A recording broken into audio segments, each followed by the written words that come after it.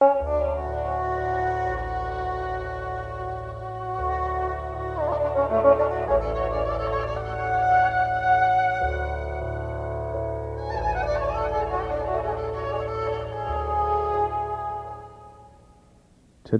Easter Sunday, an American nun named Deanna Ortiz is keeping the 8th day of her vigil in Lafayette Park across the street from the White House. She says this is her way of pressuring U.S. officials to tell her everything they know about who kidnapped her in Guatemala on November 2nd, 1989, and then raped and tortured her in a secret prison. Lafayette Park is a great American institution for protests. When we stop by, there's a slightly wacky-looking woman protesting nuclear war. There's a line of Iraqi men chanting slogans against Saddam Hussein. And at first it's hard to spot Sister Ortiz. In the morning cold, she's just a small, delicate face peering out of an enormous bundle of sleeping bags and blankets. As clusters of students on spring break walk by, some give her a glance and move on. A few tourists stop to read a leaflet that Ortiz's supporters are handing out about human rights atrocities in Guatemala. Excuse me, do you know what this vigil is about? No, so what my brother told me about she demanding some release documents of their people. I don't know nothing about it. Have you heard anything about the situation in recent years in Guatemala? And just what I read in the papers. What have you read about it? Well, the government tries to keep everything a secret down there for these people. Ortiz has been spending 21 hours night and day in this park. She tries to sleep indoors a couple hours each morning before dawn. And when we approach her to hear her story, she says she's cold and wonders if we can find someplace warm. So we walk a couple blocks to the nearest spot we know, a fancy hotel. Hello, good morning. How are you this morning? They're gracious enough to lend us a room just off the lobby. And we sit there with Deanna Ortiz, who's wearing jeans and sneakers and a multicolored Guatemalan coat. Over the past few years, the United Nations and human rights groups have released evidence suggesting that for decades, government and military officials in Guatemala have been torturing and murdering thousands of people, tens of thousands of people, including some American activists. U.S. officials have acknowledged that some members of Guatemala's torture and death squads might have had connections with the CIA. Back in 1991, Ortiz and 8 other victims sued Guatemala's former defense minister for ordering the campaign of terror against them and other citizens. And last year, a federal judge ordered the former minister to pay Ortiz and her co-victims almost $50 million in damages, a fine that he'll probably never pay, given that he lives in Guatemala. A warning here to our listeners, parts of Ortiz's story might disturb you. Ortiz, who's 37 years old, says her crime in the eyes of Guatemalan officials was teaching low-income children. I believe that anyone who works with the poor is a threat to the Guatemalan army, particularly for instance, in teaching children how to read and write. As they get older, they learn that they have basic rights: the right to education, the right to freedom of speech, a right to land, a right to a decent home. And I believe people eventually get to the point where they begin to stand up for their rights, and that becomes a threat for the Guatemalan army or any regime that seeks to control its entire population. And I take it that for some time and then after you had been there, a year, a few months, you started receiving threats. Some of the letters were slipped or left under our doors or by our door. Some were left on the windshield of our Jeep. And primarily the message was that someone was watching me and they knew what I was doing and that the army knew of my whereabouts.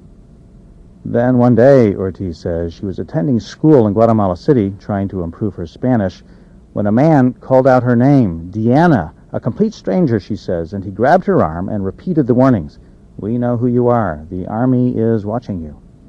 Initially, I wasn't frightened, and part of that was because I was a U.S. citizen, and I thought that my U.S. citizenship was a guarantee to my safety. I learned that that was not the case. So one day, you were abducted, kidnapped? Before I respond to the question, I would just like to say that it's very difficult for me to talk about what happened. I went to a garden and I just needed time to pray, and that was when two men, one of the men was the same man who had harassed me in Guatemala City months earlier. They forced me out of the garden, put me on a bus, and eventually we got off the bus and I was put into a national police car and taken to a clandestine prison in Guatemala City. So you arrived at the prison, and then what happened? I lost sense of time, but I was taken into a room and I was left in the room. I don't know for how long. The lights were off. It was very dark. And then at one point, the three men returned. When the three men returned, the policeman and I don't know his name. I always refer to him as the Guate man. He's the same man that harassed me in Guatemala City and also one of the men who participated in the actual abduction. They began to interrogate me, and they were asking me questions about my identity and who I was, what I was doing, and they kept claiming that I was a woman. Her name was Diana Felipe, and I insisted that I wasn't the woman, that my name was Diana Ortiz, that I was a Catholic nun, that I was working in San Miguel with children and I wasn't involved in any subversive type activity. And at one point they told me that they knew that I was speaking the truth because the woman Diana Felipe did not exist. But they also insisted that I was another person, and the woman's name is Veronica Ortiz Hernandez. They had photographs of the woman. They kept insisting that I was the woman. There was no resemblance whatsoever. And each time they would ask me a question, they would burn my back or my chest with a cigarette. They had a lit cigarette and they would press it onto you. Yes. I had more than 111 cigarette burns on my back and my chest. After that, they gang raped me, and I was taken into this open court. I thought at that point they were going to kill me, and I guess in my mind I said a prayer of gratitude, thinking that I would have all this hell would end, but it was just beginning. That's when I was aware that there was an open pit, and this horrendous odor just seeped out. It filled the entire air. They lowered me into the open pit, and the pit was saturated with human bodies. Then they threw rats on top of me.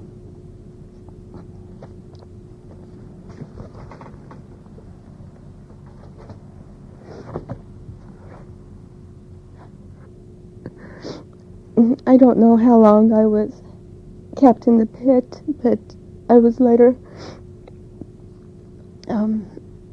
put into this room where there was like a cot-like bed that had a white sheet that was stained with blood.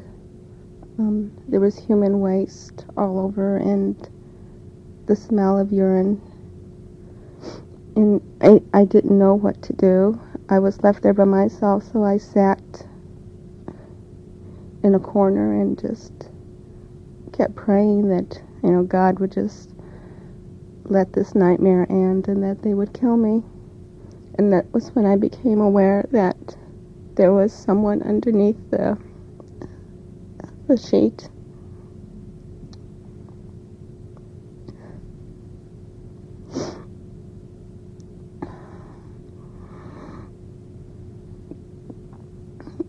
I walked towards the cot, and little by little I started to peel back the sheet, and underneath the sheet was the body of another person who had been severely tortured.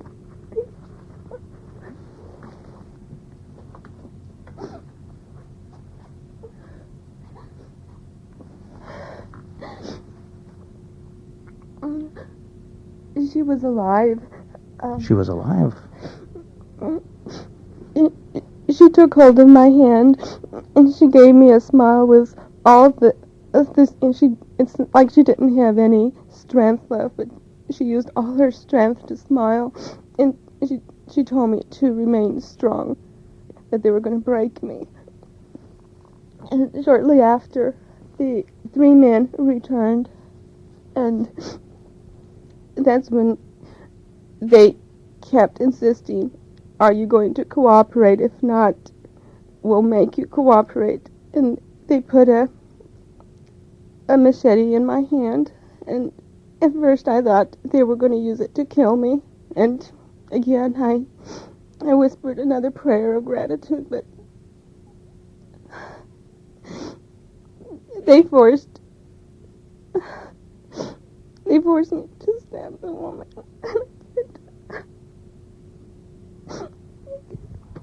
They forced you to stab the woman with a machete.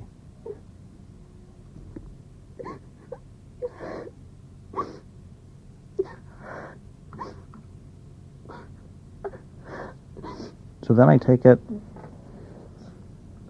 you remember a man, their boss, coming into the room, who they called Alejandro. And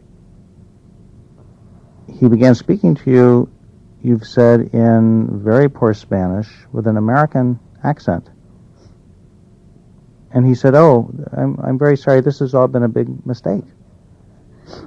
I was returned to the same room where the interrogation initially occurred, and it was in this same room that I came face to face with Alejandro, and he's the U.S. citizen who gave direct orders to my torturers. He's the same Alejandro that my torturers referred to as their boss. How do you know he was a U.S. citizen? Let me talk a little bit more about that.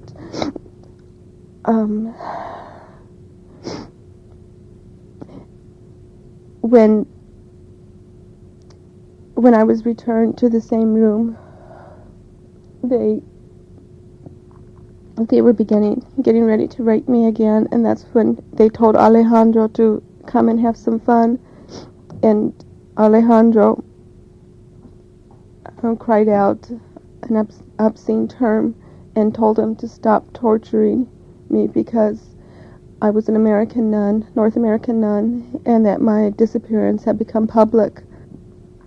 And he sort of took me, he almost became like the knight in shining armor trying to befriend me.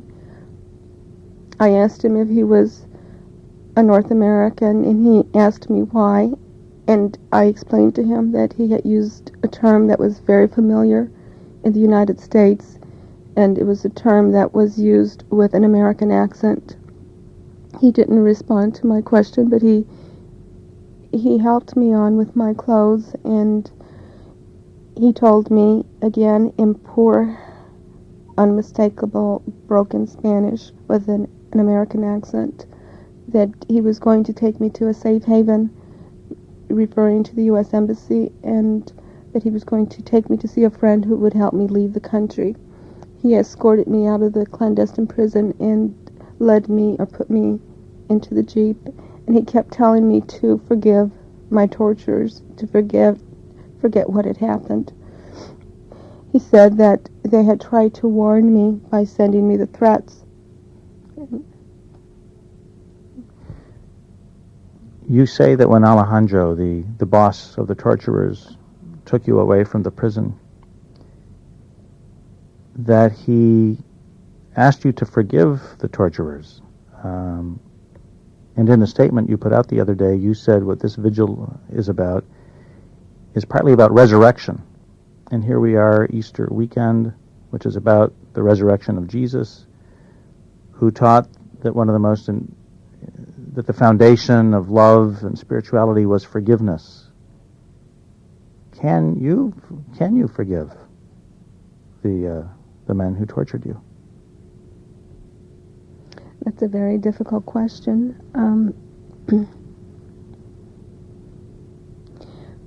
I guess at this point in my life, I'm not able to forgive. I leave that in God's hands. Is it something you think about and wrestle with? Yes, I do.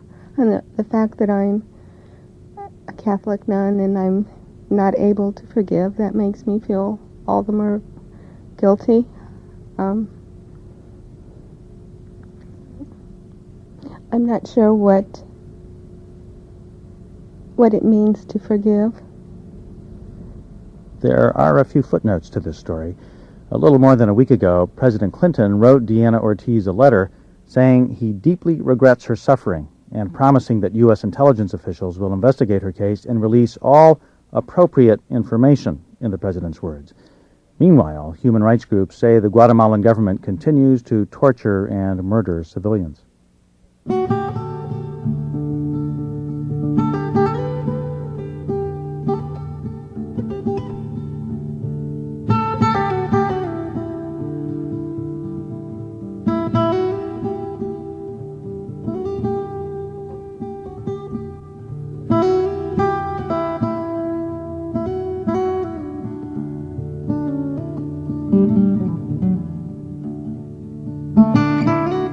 This evening, that's All Things Considered. Our thanks tonight to member station WPKT in Hartford, Connecticut. Our director is Rebecca Davis. The editor this week, Margaret West. Taki Telonidis produces the program with Fred Wasser, Devar Ardalan, and Rebecca Martin.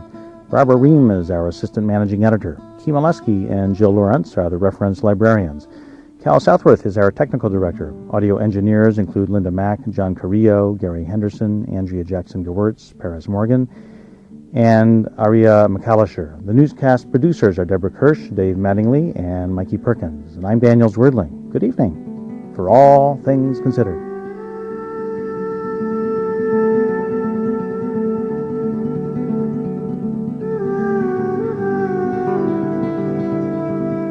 Tapes and transcripts of All Things Considered are available by calling 202-414-3232.